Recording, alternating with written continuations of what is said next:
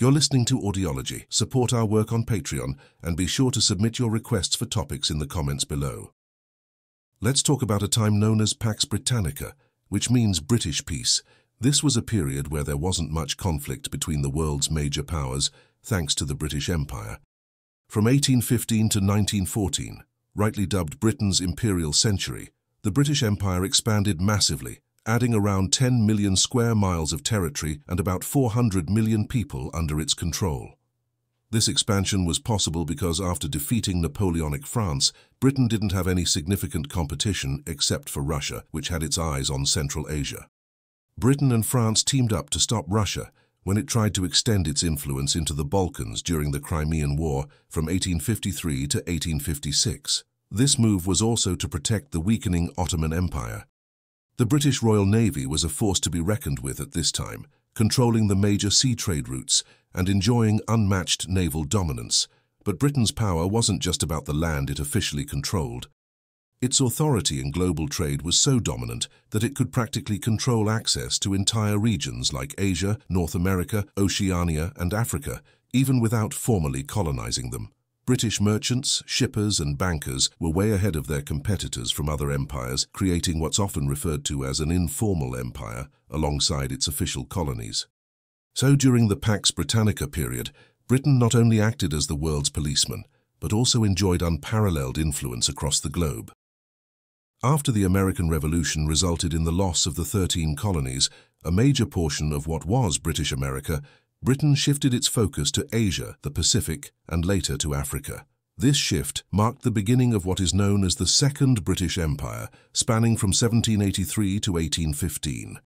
Around the same time, the Industrial Revolution began in Great Britain towards the end of the 18th century, sparking new ideas about free markets, notably illustrated by Adam Smith in his seminal work, The Wealth of Nations, in 1776.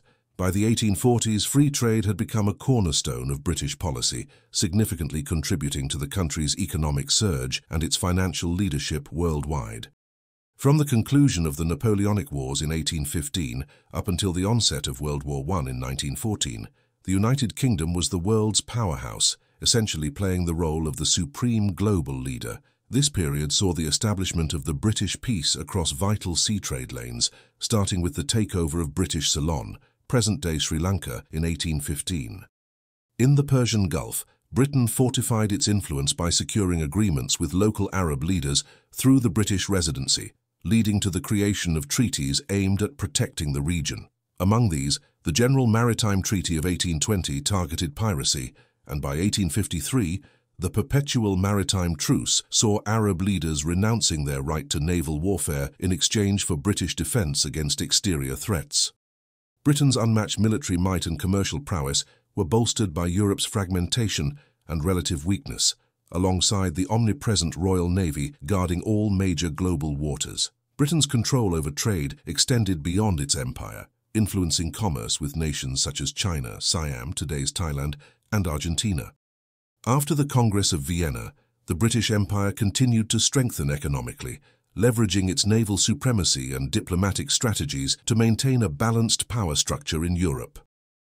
In the time we're discussing, the Royal Navy was busy making the world's waters safer by fighting piracy and putting an end to the slave trade. This started after the Slave Trade Act of 1807, which banned slave trading across the British Empire. Following this, the Royal Navy created the West Africa Squadron, and the British government worked out deals with other countries to enforce this ban. However, it's important to note that while the Royal Navy ruled the seas, its power did not extend to land battles. Significant land conflicts during this period included the Crimean War and wars involving France, Austria, and Prussia, along with many other smaller conflicts. The Royal Navy also took on the First and Second Opium Wars against Imperial China, showcasing its dominance by being stronger than the next two world navies combined. From 1815 until the late 1800s, France was the only real naval threat to Britain. Apart from the Crimean War, Britain stayed out of major conflicts until the early 20th century. One of the turning points was the Anglo-Egyptian War, which led to Britain controlling Egypt for 70 years. This situation was maintained until 1914, even though Egypt was technically still under the Ottoman Empire. Historian A.J.P. Taylor pointed out that this event significantly shifted global power dynamics. It secured Britain's pathway to India, handed them control over the eastern Mediterranean and the Middle East, and lessened the need to directly oppose Russia, paving the way for future alliances.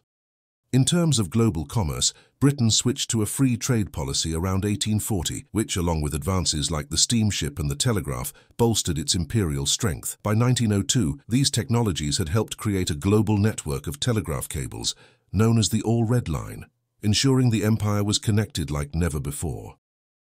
The Pax Britannica, a period of relative peace enforced by Britain, started to crumble as the established order in Europe, put in place by the Congress of Vienna, fell apart. The ties between Europe's major powers were stretched thin due to numerous issues. For example, the weakening of the Ottoman Empire sparked the Crimean War, and the rise of new countries like Italy and Germany following the Franco-Prussian War further complicated matters. These wars were significant, involving large states and armies across Europe.